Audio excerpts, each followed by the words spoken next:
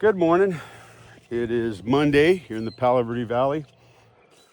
This time of year, my primary responsibility is to the melons. We're picking melons, as you know, and I watch over that, make sure we're harvesting at the right time, making sure our quality is good, and so on. But we still have a lot of other things going on here at Fisher Ranch. One of them is cotton. This is one of our cotton fields here. Now, cotton, it's a self-pollinator. It is a fruiting plant. The cotton is actually the fruit of the cotton plant, believe it or not. And it is a self-pollinator. Here you have this white flower here. This is unpollinated. This is not turning into a cotton boll yet. These purple flowers that are drying up and desiccated, that means they've been pollinated and they're going to fall off soon. In fact, you can see, let me open this one up here. You can't really see it. Well, here you go. Here's a pollinated boll. It's called a cotton boll. This little sucker right there, that is going to mature and eventually open up, and you're going to have a beautiful bloom of cotton. See, this one's been pollinated. This one's been pollinated. Flower falls right off. Look inside there. There is your baby cotton boll. That's your fruit, or the meat of the plant. And cotton is one of the main things that used in the clothes we wear, the sheets we sleep in, the towels we use, and it comes from the ground. It's pretty incredible. Cotton has been grown since the dawn of civilization, it seems like. And one thing I thought would be interesting to point out is that makes cotton different from other fibers is, well, a lot of people are going to the the athletic clothing, the moisture wicking fabrics. Those are made primarily of synthetic fibers like polyester. Those are essentially plastics. They come from oil and they are comfy and they do have moisture wicking properties. I am guilty myself. I wear them pretty frequently. But one thing that a lot of people don't realize about polyester is that it can pose health risks. So, polyester clothing, they shed microfibers regularly. Those microfibers become airborne. They can be inhaled. They get embedded in our lungs. There's plenty of evidence that shows that of the long-term effects of, polyester exposure.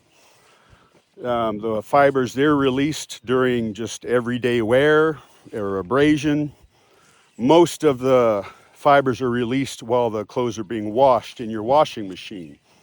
Then as you're pulling them out of the dryer, those fibers get released into the air inside your house, and then you're exposed to the fibers. They're floating around in the air you breathe.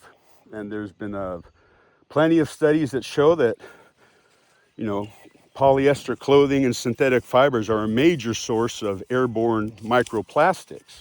That's a buzzword people like to use nowadays. And there's been research done, and by research I mean surgery and so on, done on both living people and on autopsies of cancer patients and so on. And they have found that the fibers from these the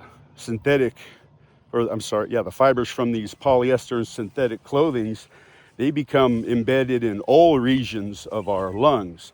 Very deeply embedded, a lot more deeply embedded than originally anticipated.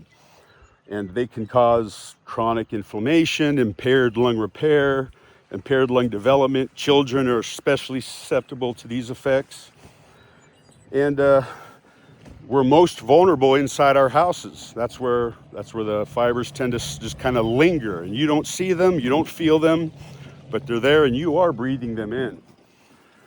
So washing exacerbates the shedding, but just by simply wearing and drying them still causes the shedding and the airborne release of these fibers. Now, these fibers are not biodegradable. They are plastics, so they are persistent and they will remain in your lungs forever. And that's where a lot of these problems come from. Natural fibers, like cotton, like the crop we're in right now, they are biodegradable. They do break down, they sometimes do release fibers that we breathe in as well, but they do not persist. Your body is able to break them down and release them, whereas plastics that's not the case. So I'd say, it's hard to completely eliminate those kinds of fabrics from your life. Like I said, they're comfortable, moisture wicking. There's a reason why they're so popular. I just don't think many people understand that they are also very risky. You could still use them, you could still wear them, but my suggestion is choose cotton whenever you can. Choose natural fibers.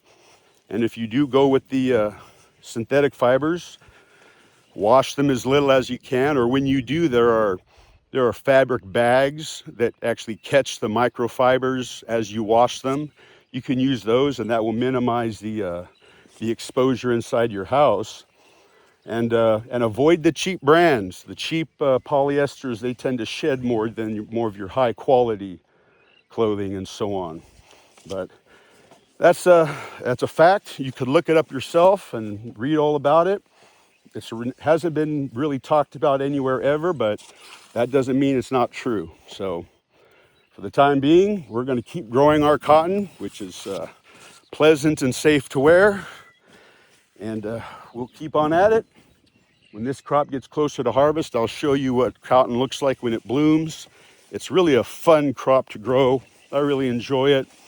Doesn't make a whole lot of money, but it's part of our rotation. We've been doing it since the founding of our company. So anyways, fun fact of the day. I hope you got something out of that.